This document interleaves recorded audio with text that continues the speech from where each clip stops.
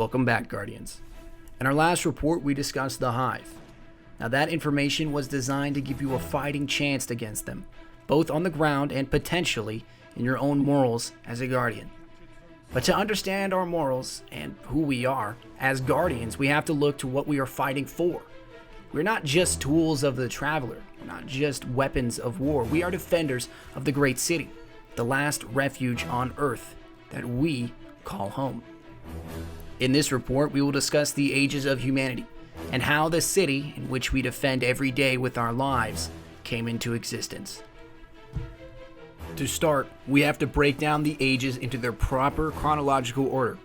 Unfortunately, due to the collapse and unforeseen reasons, we are unable to put together the exact dates and times in which these events or ages occurred, but we can, with some unreasonable doubt, place them in order, in which this report intends to do. Starting with the First Age, also known as the Before. It is an age pre-Traveler. Some would say potentially 21st to 23rd century Earth would encompass most of the age of the Before.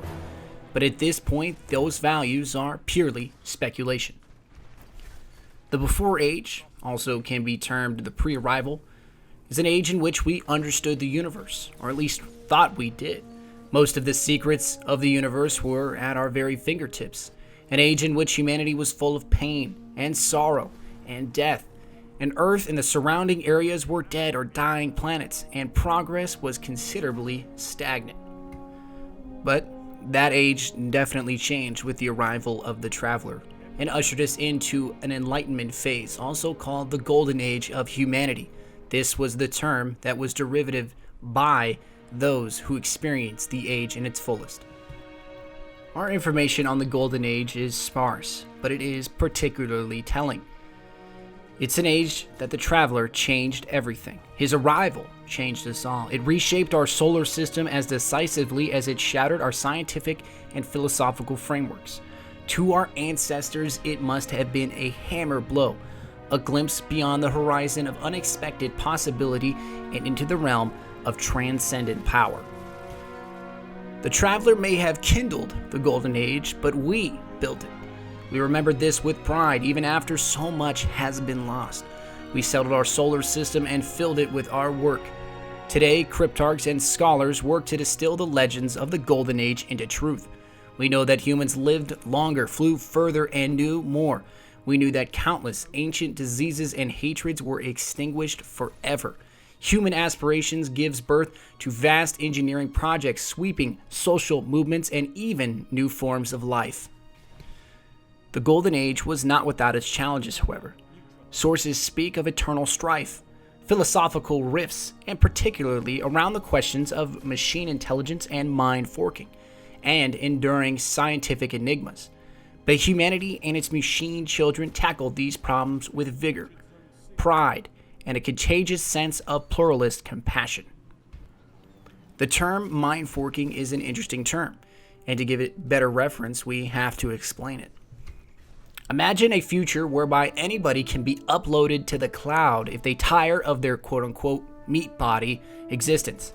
It ties into the notion of singularity and the eventual advancement and convergence of technology to the point that we can simply upload a complete copy of our consciousness to a computer if we so desire.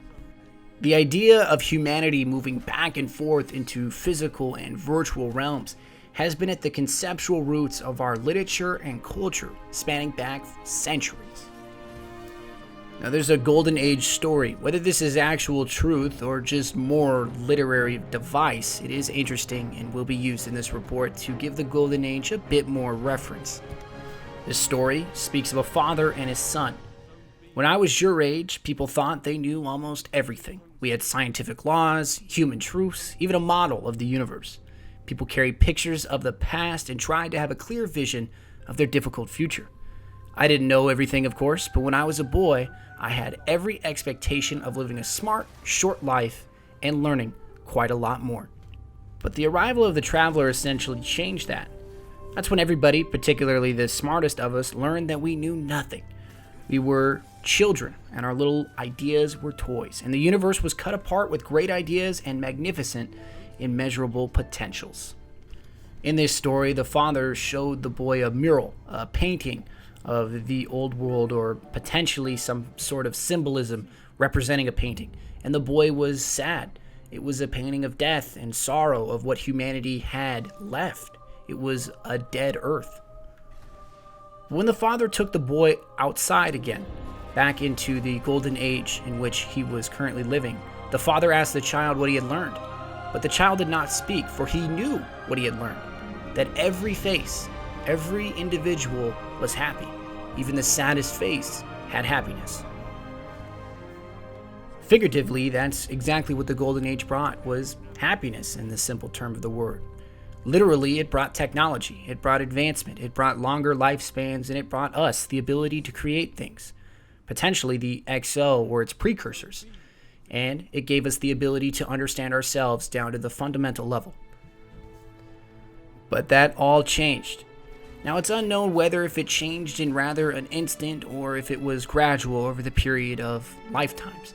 What we do know is that it was swift and potentially total, but the word swift is used vaguely. Swift could mean anything. It could mean centuries in the periods of thousands of years, or it could mean decades in the periods of centuries.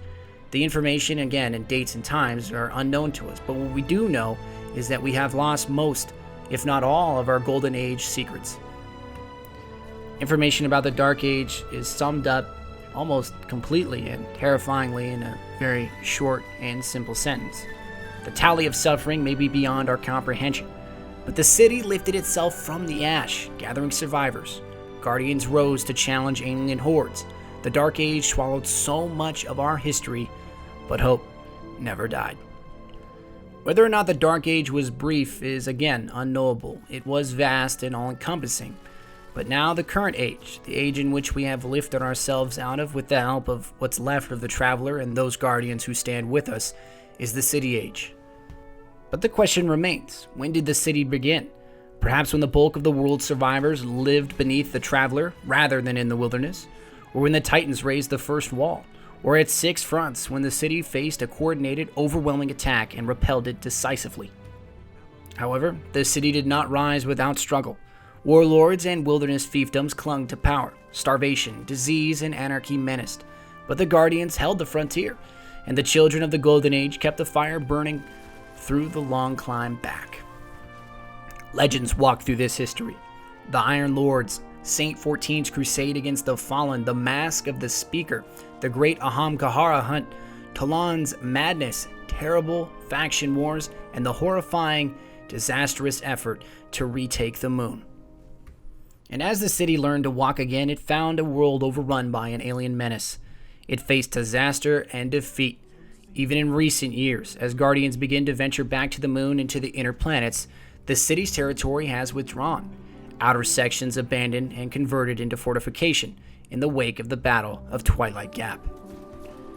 In the last report, we briefly touched on references to Twilight Gap and the battle to retake the moon.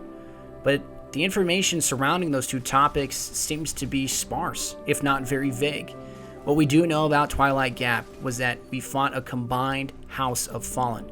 All the fallen houses were combined against us, but we overturned them, pushed them back potentially, but still somehow we fought ourselves into a stalemate, no side truly winning that battle. In the wake of the faction wars, going deeper into this subject, the consensus was formed. Now, the consensus is sort of the ruling council, overseeing through political and, of course, arbitrary means the direction in which the city is going to take. Currently, it is unknown exactly how many factions are a part of the consensus, but we do know from some of the names who is there. Recently added was the Future War Cult. Of course, Dead Orbit and New Monarchy have a position, and the Vanguard is there as well. Helping them rule is the Speaker.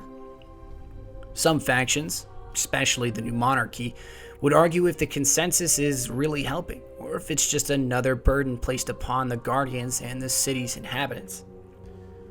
Regardless of these facts, questions are still yet to be answered.